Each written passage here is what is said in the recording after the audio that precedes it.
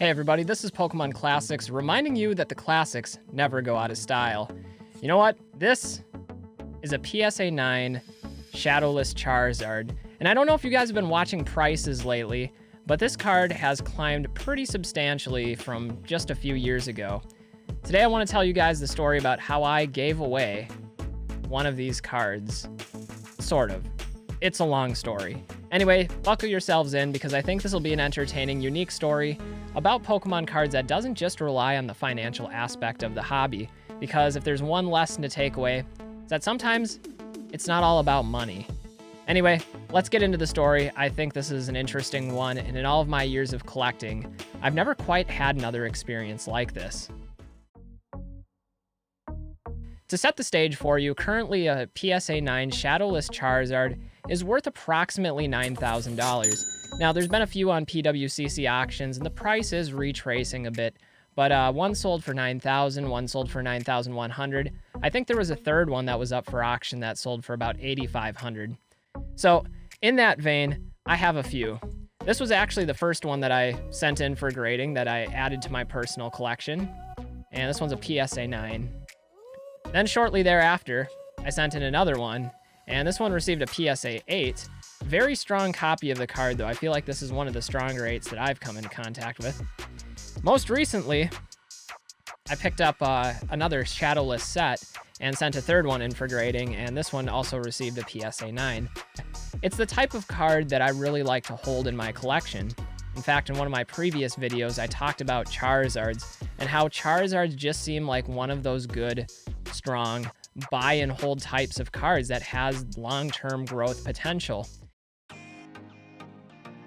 We need to take that framework and push that out of our mind because the year was 2017, and at the time, this card hadn't climbed to the type of prices that we're seeing right now.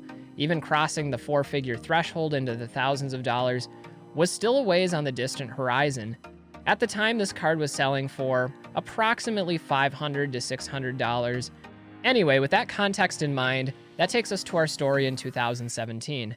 Now, at this time, I would regularly browse eBay looking for deals, either on cards that I needed for my own personal set collecting, or entire collections that might have some cards worth grading for my sets, or in some cases, just cards that I felt were a good deal that could have some good growth in the future. Charizard being one of those cards. So naturally, as you guys can imagine, I was excited when I found a deal. And when I'm talking a deal, I mean an amazing deal, one that was really too good to be true. So as I was browsing eBay listings, buy it now listings, checking out auctions, I came across a Shadowless Charizard listed as a buy it now for $129.99. As you can imagine, I was shocked by this and a little bit skeptical. Usually when a deal seems too good to be true, it probably is. And in most situations, you're playing with fire, you're probably going to get burnt, so it's good to cover all your bases as a buyer. In this situation, though, there were high-resolution photos of the front side of the card, the back side. It had mentioned that it was recently graded, and there was a disclaimer in the listing stating that the card in the pictures was the exact card you would receive. I thought this was a good opportunity, so I took it. At $130, who wouldn't? This was a no-brainer. I don't live anywhere near Florida. I was on vacation at the time. This was the month of June, and Florida is an awfully great vacation spot at that time of the year. And I know I'm probably giving the impression that I had a lot of money at the time and I could go on these elaborate vacations. That really wasn't the case. This was a family vacation. We actually road tripped all the way there instead of purchasing plane tickets because it was less expensive that way. And we stayed with relatives that I have down in Orlando. So there I was on the beach, scanning across multiple eBay listings from my cell phone. Had like the coconut drink in the one hand, feet up in the air, reclining, beautiful sun. Is there any other way to shop eBay? If there is, I've never found it because that was pretty amazing. What was even more amazing though is finding this Charizard listing, and I thought I'd throw up a flyer on it, give it a try. Worst case scenario, it was the regular, non-Shadowless version, unlimited version of Charizard. And honestly, at $130, I didn't feel like that would be a bad deal either. So at this point, it was really just a waiting game, as often eBay is. And that's the thing with eBay is every once in a while, you're going to come across one of those amazing deals. I mean, obviously, it takes some patience to scrub through massive amounts of eBay listings and look through the description and search terms and phrases that maybe aren't optimized for a typical seller, looking for some of those good deals. And I know that there's a lot of people that actually do that regularly on eBay. So anyway, I found the deal. I made the purchase. The transaction was complete, went through PayPal, and it was really just a waiting game. That's what it came down to, was a waiting game. Now, when the next day arrived, I got the notification, and what I was expecting to see was a cancellation request or maybe a message from the seller saying that there was a mistake, and what I got kind of took me off guard. I wasn't prepared for this message. This was such an unusual situation to be in that I decided to save the screenshots in the hopes of sharing them with people in the future, because I do think there is a good lesson to be found in this whole situation. We'll get to that. It said, "Your item is on the way. However, I was disturbed to find that my assistant had posted the wrong picture for the listing. The listing, if you look at the item description, is not for the Shadowless Charizard. It was supposed to be the regular 1999 version. Obviously, no one in their right mind would list the card as buy it now for $129 when the card books for $600 and is an easy sale at $500. To make matters worse, I sold the card while I was on a trip to my friend and was really upset to arrive home to find out what had happened. That said, the card is on the way to you. I didn't stop it being sent out, even though the listing was obviously a mistake. That said, if you want to make some quick money, I will offer you a full refund plus shipping, plus another $150 if I can get the card back from my friend who paid $500. It's up to you. Either way, you can't lose. I can only say that most dealers would have stopped the sale. I had the chance. Greg." On the one hand, maybe this was just seller's remorse, trying to undo a deal after it's already been done. On the other hand, maybe it was a legitimate mistake, and I know I'll be the first to admit I've certainly made similar mistakes buying and selling on eBay, and having some leeway, some forgiveness, some grace, some understanding from the people that you're dealing with. It's a two-way street, and if you want to maintain a strong reputation in the community, I think that's important to make sure that you're not out there scamming people, that you're not putting the bottom line of profit over others, because that's really what this hobby and this community is all about.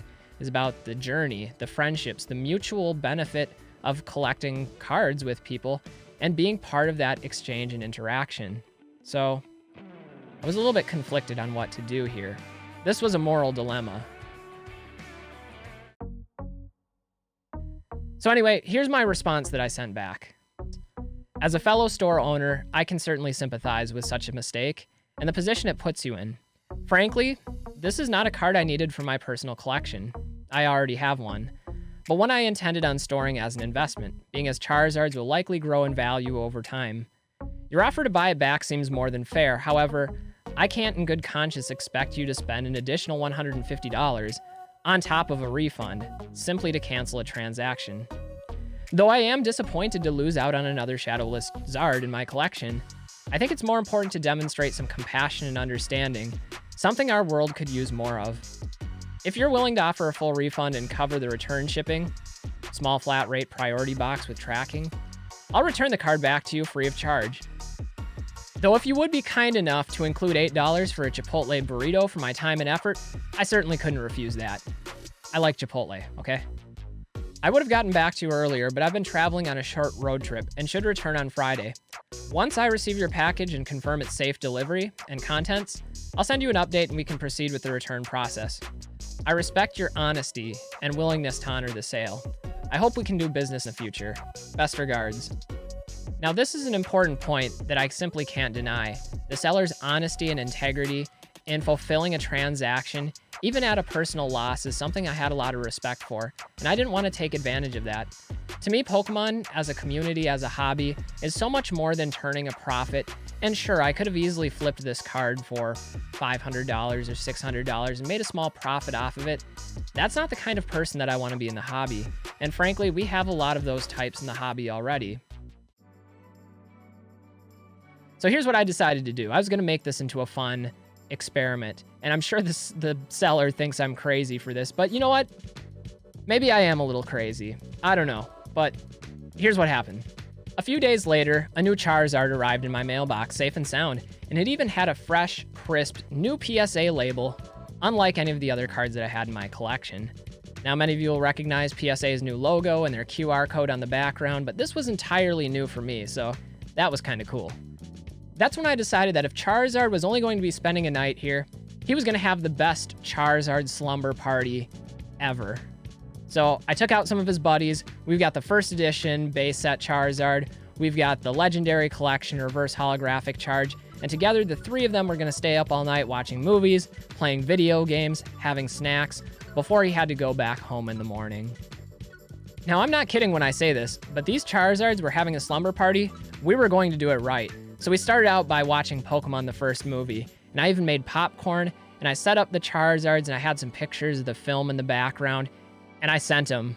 That's right, I sent them to the seller, almost like a ransom, like, check out what Charizard's doing right now.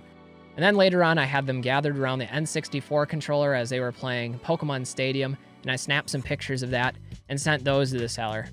I can only imagine what he must have thought, and if he was doubtful if I was ever going to return this in the first place. And I'm not sure if my behavior would have inspired confidence that, yes, I was trustworthy and was going to actually return this card, or if I was just going to kidnap it and keep it forever because obviously I was a little bit unstable mentally. Nevertheless, I thought it was funny, and I wouldn't change anything about it. After Charizard and his buddies were too worn out from playing video games and watching movies and eating snacks, it was time for bed. And I put all three to bed together in their own makeshift tent made out of blankets. And in the morning, it was time for Charizard to return home. I loaded up the priority mailbox, inserted all sorts of bubble wrap, included a note for the seller thanking him for his honesty and integrity, and I actually printed out a couple of the photos that I had emailed him just for posterity purposes. In exchange, I found $50 refund, which I immediately put to use for Chipotle, along with a very kind and gracious message from the seller for being so understanding, and I think that he found the whole experience funny. That was my hope, was to make a little bit of levity within the community and, take a situation that otherwise would have been difficult and left ill will and turn it into something that we could look back on as a positive. While it's true that the Charizard card is now worth about $9,000, I don't regret returning it to its owner. You see, this community is about so much more than the money, and I know that often people prioritize the dollar value behind the cards instead of respecting the cards for what they are or the people behind those transactions. Now, I'm putting this message out there because I want to emphasize a point. The lesson or the theme here is that as we go about in this whole new era of Pokemon card collecting, as prices rise to all-time highs and the idea of new investors coming into the hobby is something that's both good and it can be bad. We need to weigh those positives and those negatives and make sure that we're still maintaining a community that is inclusive, open, and focused on the things that really matter, not just on the bottom line. Because at the end of the day, people are more important than dollars, and you can't put a price on your conscience. If you guys are entering this hobby and you're new to it, look for the great people that make it up. Enjoy the experience and the chase and the thrill of acquiring the cards you need for your collection. And cherish every moment, because that's ultimately what it's about, and that's the experience that I hope those of you that are new to this hobby get your own opportunity to experience. Anyway, guys, I'm Pokemon Classics, reminding you that the classics never go out of style. Thanks for listening to my story, and we'll see you guys next time. Bye, everybody.